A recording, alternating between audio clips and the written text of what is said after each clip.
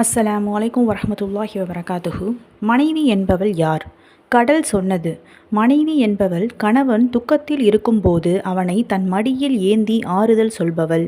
வானம் சொன்னது, மனைவி என்பவள் கணவனின் ஒவ்வொரு துக்கத்தையும் தனதாக எண்ணி கண்ணீர் வடிப்பவள். பூமி சொன்னது, மனைவி என்பவள் கணவனின் மணிமகுடம், கணவன் அதில் பதியப்பட்டிருக்கும் வைரம்.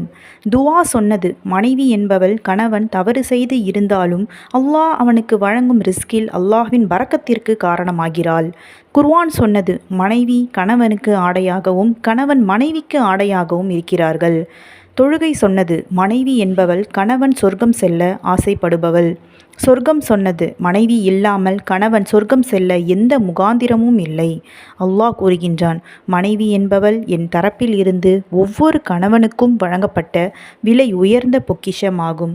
சுப்ஹானல்லாஹ், அல்லாஹ் அக்பர். அஸ்ஸலாமு